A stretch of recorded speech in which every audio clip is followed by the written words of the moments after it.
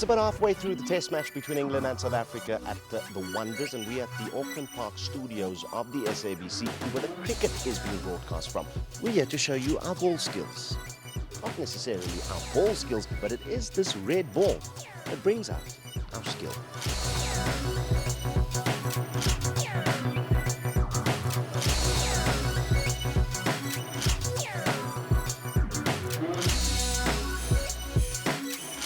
Day 3 of the fourth and final test match between South Africa and England, and judging from the surroundings, we are deep in the cavernous studios of the SABC here at Auckland Park. Now, that's where they normally shoot Generations.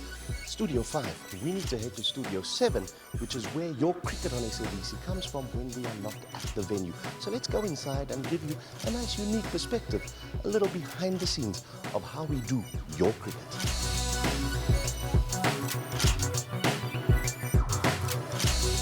So this is the mirror, very important mirror, where we come and just straighten up our ties before we go on air. And you'll see it's not the most glamorous place in the world, isn't it? This is raw, this is behind the scenes. This is where we are most of the day. Come this way though, because there is something that keeps some of our commentators sane, because the day of test match cricket is long. We are here from 7 in the morning until about 6:30 in the evening. +6. What's going on here, guys? Intense. Oh, I'm good. You're good. It's good to keep yourself busy in the commentary box. There's various ways of... Have a look at this. You think he's doing research for the ODI, the T20s. No. It's all about what's happening on the screen right there. Who are you, by the way? I'm Man City for a very strange reason, because this man picked up Chelsea before I did, so... Yeah. Tonight, if you're in the studio, lighting is critical. And our lighting expert is here. I just want to show you how organized this man is. This is how skilled and organized he is. A Rubik's Cube, completely organized. Hallo, hoe gaan het, Andre? Hello, Udo. Good of you. Lekker. Tell us what's going on here with this control board here. Well, Udo, this is where all the lights in the studio is controlled from, color, brightness, whatever. You have a lighting plot over there that's complete as it is in the studio. So when the visual controller asks for some adjustment, it's all done from here. All right, so in between stints, what we're always doing is chatting about the game of cricket. And I have one of my favorite people, not only in sport or media, but in the world, Muleleki Nsabu, with me. Come sit here, brother, man. Come sit here next to me on the table. First of all, explain to the people outside there just how challenging, daunting the skill is of commentary. Because in the 22 years that I've been doing this media thing, this is tough. The toughest is the one that you're pointing in as well, Udo. It's very tough.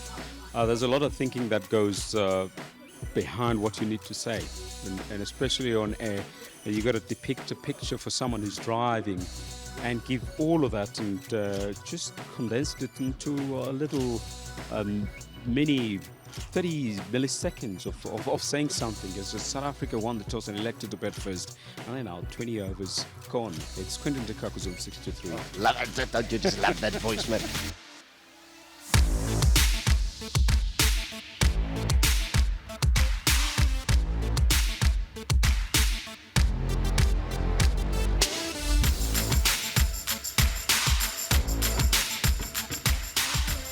Like I've explained, we're here for about 10, 11 hours every single day, and this is quite literally the fuel, the petrol that gets us going through the day. Now, unfortunately, we've run out of coffee cups, so I need to slot a soup bowl here for my post-lunch cup of coffee. Take a little bit of powdered milk. Who took the milk, by the way? Anybody? No, there's no milk, so I'm going to have to do this. Can I just call our producer, Agrippa? Just come here, my brother, please, man. Just pull the lever there for me. What? Thank you very much, my brother. Yo, it's probably the weakest cup of coffee that I'm going to have all day long. But maybe, I don't know, amplifies in taste because it's in a soup bowl. I would say delicious, but I'm lying. Right, so this is the nerve center. This is where it all happens. The set behind me, where we can accommodate easily about 5 people. You've got 1, 2, 3, 4 cameras capturing all of it. And then, of course, the touch screen, where from an analysis point of view, I think the touch screen is on a bit of a break now. We can have a look at anything in the world of cricket and relate it to you, of course, via the man who does the duty here, through the conversations that we have. And, of course, on a daily basis, this is where the conversations go down. where we sit and really reflect on a session of play. And then just to the left of us, to the left of you rather, is where our commentators get their work on. So everything happening in fairly close proximity, but it needs to be that way because we're constantly communicating with one another. And then once the session is done, it all comes here and we unpack how the Proteas have played.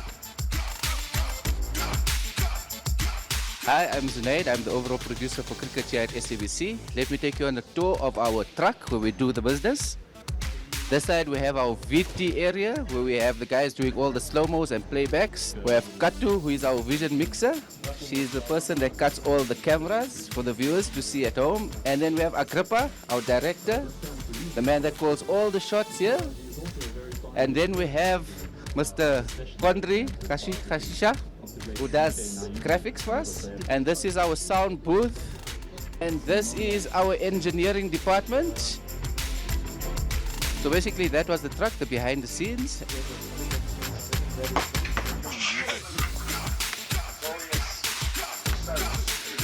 The last time the Australians were here, there was deep.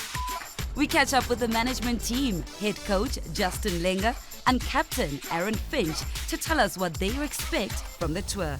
There was a brilliant reintegration back into the team before they came back into the team 12 months ago, whatever it was, 8 months ago. So there's a lot of really good work done then, and you know, we've had a great dress rehearsal for South Africa from England. It was a tough tour for those two guys, and I was really proud of the way they let their bat do the talking. They were, again, great ambassadors off the field. So hopefully they'll be looking forward to getting back into and playing good cricket here as well.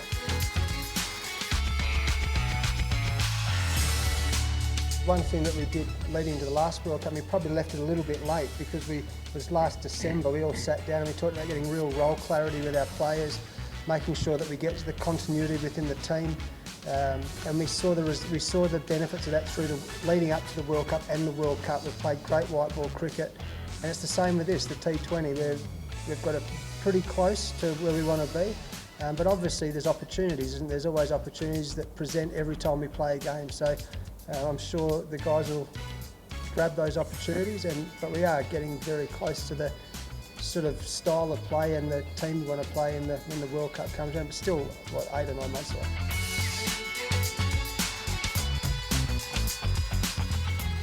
And it was a great series to watch as a lover of cricket. The battle, bat obviously dominated ball a little bit more than usual, but for South Africa to have a change in side and come in and play so well, right from the top order right through to number 11, I think all the guys in their side had an impact on a game at various points over the last couple of months. England have been here for 2 months now, haven't they? Yeah, I think that he's someone who reads the game really well, and he's someone who loves getting around the team and encouraging and motivating. And I think your number one job as a player, as an opening batter and wicketkeeper, is to do your own job really well. And then once you do that, it's easy to get everyone else on board and pull in the one direction.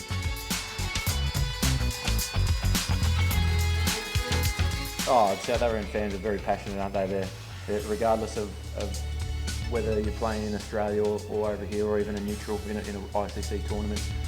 The crowd are very vocal, so our guys are expecting that, and like you said, David loves that banter coming from the crowd, and it sort of gets him into the game. So,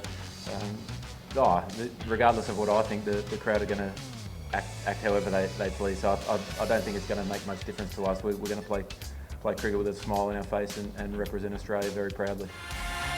Coming up after the break, we found out from you, the South Africans, do we forgive or forgive?